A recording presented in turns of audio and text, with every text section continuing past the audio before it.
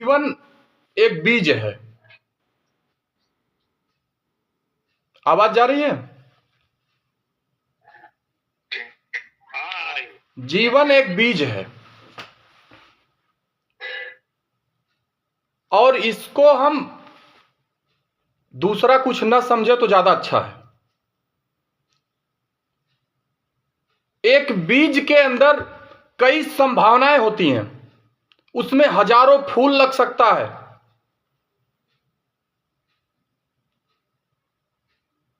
वो फूल ईश्वर को चढ़ाए जा सकते हैं, वो महक बिखेर सकता है। उन फूलों पे तमाम तितलियां, मधुमक्खियां आके शहद ले जा सकती हैं। लेकिन यदि उस बीज को केवल बीज ही रहने दिया जाए, उसको जमीन में न दिया जाए, उसको पर्याप्त पर्यावरण न दिया जाए, उसका पर्याप्त मात्रा में धूप न दिया जाए, ताप न दिया जाए, तो वो पूरे जिंदगी भर बीज ही रह जाएगा। उससे हजारों फूल नहीं बन सकते हैं, वो कई प्रकार की सुगंध नहीं दे सकता है, तमाम लोगों को सुख नहीं दे सकता है।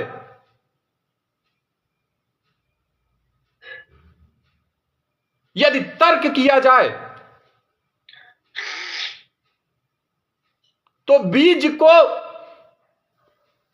दो भागों में बांट दिया जाए तब भी फूल नहीं लग पाएंगे। इस जीवन को हम तर्क के आधार पे ही तोड़ मरोड़ रहे हैं। बीज को ही अगर हम तोड़ेंगे मरोड़ेंगे तो फूल लगने का चांस बिल्कुल नहीं है, संभावना भी नहीं है, कुछ तनिक भी नहीं सोचा जा सकता उसके बारे में। तो आप अपने आप को चेक करिएगा कि हम अपने इस जीवन रूपी बीज को मिट्टी में जाने दे रहे हैं कि नहीं जाने दे रहे हैं। पर्याप्त मात्रा में ताप, पर्याप्त मात्रा में पर्यावरण दे रहे हैं कि नहीं दे रहे हैं। बीज भी अपने ईगो को मिट्टी में जाने के बाद खत्म करता है।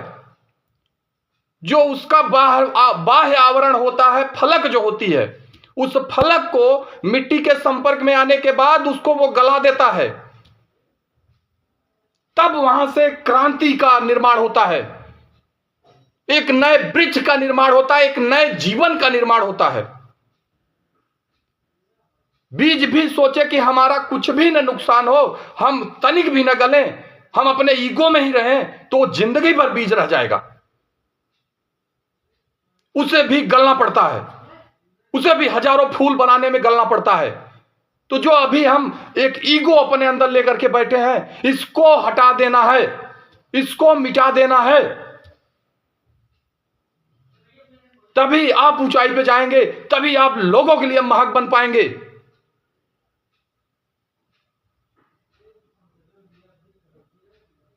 हमेशा कुछ चीजें कुछ ऊपर की तरफ जाती हैं और कुछ नीचे की तरफ आती हैं।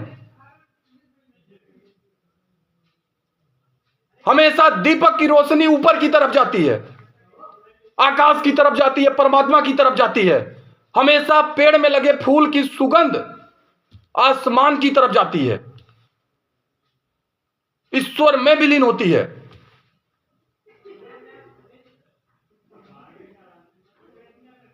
लेकिन उसी दीपक का जो दिया है, मिट्टी का है, वो हमेशा नीचे की तरफ जा रहा है।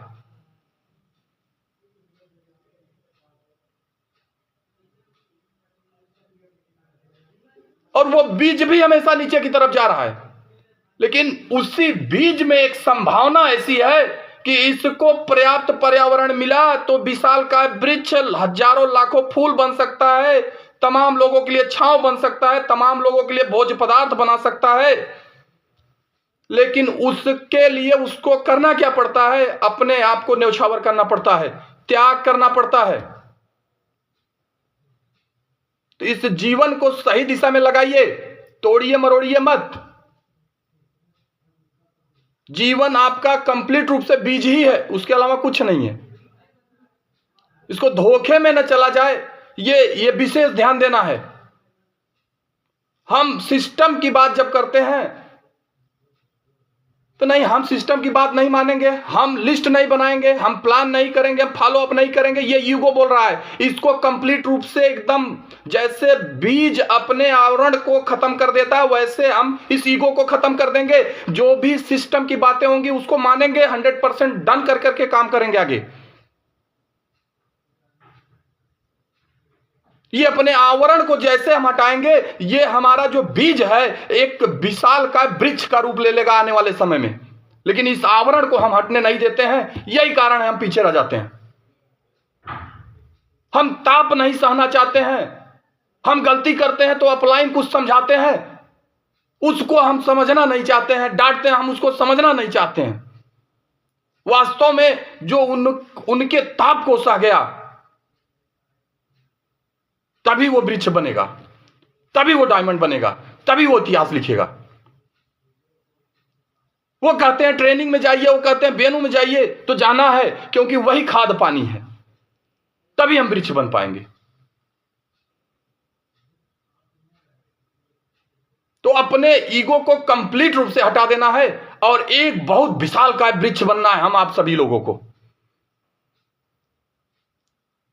हटा दीजिए ये जो चोला पहने, हम 80 साल के, हम 90 साल के हैं, हम कलेक्टर हैं, हम मास्टर हैं, ये सब चोला हटाइए। कंप्लीट रूप से जीवन का आनंद लेना है तो समर्पित हो जाइए सिस्टम के प्रति। टाइम फ्रीडम, मनी फ्रीडम, बच्चों का एजुकेशन सिस्टम, देश विदेश की यात्राओं करने की व्यवस्था, बिग कार, बड़ा घर, ये तमाम चीजें सबके जीवन में नहीं है। एक डॉक्टर साहब हैं, उनके जीवन में पैसा है, बच्चों के बढ़िया एजुकेशन है, देश विदेश की यात्रा कर सकते हैं, बड़ा घर ले सकते हैं, बड़ी कार ले सकते हैं, लेकिन एक चीज नहीं है, समय से आजादी। जब समय से आजादी नहीं रही तो बीज को तोड़ा मरोड़ा जा रहा है, वो बीज खत्म हो रहा है। कंप्लीट रूप से जीवन का आनंद लेते हैं हमारे ग्रेट मेंटर श्रीमान महेंद्र प्रसाद यादव सर। कंप्लीट रूप से मजा लेते हैं हमारे श्रीमान अच्छे यादव सर। कंप्लीट रूप से मजा लेते हैं हमारे ग्रेट मेंटर श्रीमान परशुराम सर। देखिए इनके चेहरे पे कितना गहरा राज होता है। देखिए क्या जीवन जीते हैं। ये वाला विशाल का वृक्ष बनना है, और ये विशाल का वृक्ष बनने के लिए इन्होंने अपने उस बीज को ही खत्म कर दिया। आज हजारों लाखों लोगों के प्रेरणा स्रोत हैं। पता नहीं कितने फूल लग चुके हैं। अगर हमें इन तक पहुंचना है तो अपने आप को, ईगो को खत्म करना होगा, अपने आप को कार्य के प्रति समर्पित करना पड़ेगा, अपने आप को जानबूझ करके लक्ष्य बनाना पड़ेगा। हम लक्ष्य नहीं लिखते हैं, आग नहीं लगती है। लक्ष्य लिखा गया तो आग लग गई। एक बात याद रखिएगा, कल्पना ईश्वर की कार्यशाला है। कल्पना ईश्वर की कार्यशाला है। फिर से दोहराऊंगा, कल्पना ईश्वर की कार्यशाला है। यदि आप कल्पना कर सकते हैं, ईश्वर आपका साथ देगा, क्योंकि कार्यशाला उसकी है। कार्यशाला उसकी है तो कल्पना आप करिए, और कल्पना आप करेंगे, आस्था के साथ समर्पित हो जाएंगे तो परमात्मा उसमें अपनी शक्ति लगा देगा, तो 100% सफलता मिलना तय है।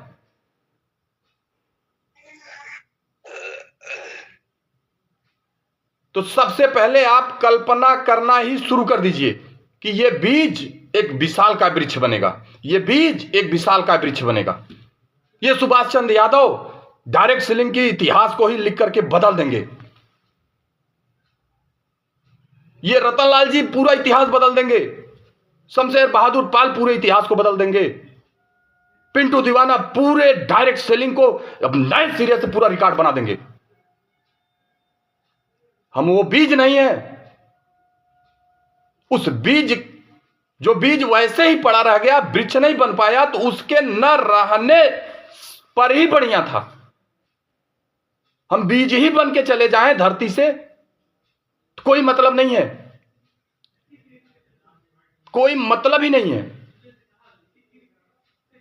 जीवन ईश्वर ने दिया, हमें खुद गर्व होना चाहिए कि मैं धरती पर जन्म लिया हूं, कुछ रिकॉर्ड बनाऊंगा, अपने लिए ही नहीं हजारों लाखों लोगों के लिए महक बिखेर जाऊंगा। तो इस बीज को ढल जाने दीजिए, इस बीज को खप जाने दीजिए, खपा दीजिए अपने आप को। ऐसे गुरुजी की तरह चमक जाएंगे, बहुत ऊंचाई पे चले जाएंगे, बहुत कुछ मिल जाएगा। बस कल्पना करिएगा, इस मीटिंग के खत्म होने के बाद ये सोचिएगा कि इसी डायरेक्ट सेलिंग इंडस्ट्री में, इसी सेल्स ऑफ इंडस्ट्री में हजारों की संख्या है जो लगातार एक बहुत नॉर्मल फैमिली से उठ करके वो बीज आज वृक्ष बन गए, तो हम क्यों नहीं बनेंगे? कोई एक बंदा बन सकता है तो आप बन सकते हैं। एक नहीं है, हजारों बने हैं। कोई नया रास्ता आपको नहीं बनाना है, बना बनाया ट्रैक है, सीख करके बन जाना है। पूरी ताकत लगा देनी है, पूरी जान झोंक देनी है। और जान हम तब तक नहीं झोंक पाएंगे जब तक हमारा खुद का लिखित लक्ष्य नहीं होगा। ये लक्ष्य आज ही लिखिए, इस मीटिंग के खत्म होने के बाद ही लिखिए। अगर आप नहीं लिखते हैं तो मैं इतना जरूर समझ जाऊंगा कि आप काम टालने वाले लीडर हैं।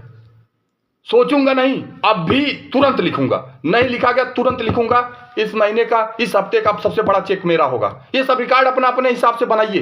तो बहुत बहुत धन्यवाद। आज की मीटिंग को मैं यहीं क्लोज करूंगा। और मैं चाहता हूं कि हमारे ग्रेट मेंटर सर भी हैं, तो सर का भी आशीर्वाद मिल जाए। बहुत बहुत धन्यवाद।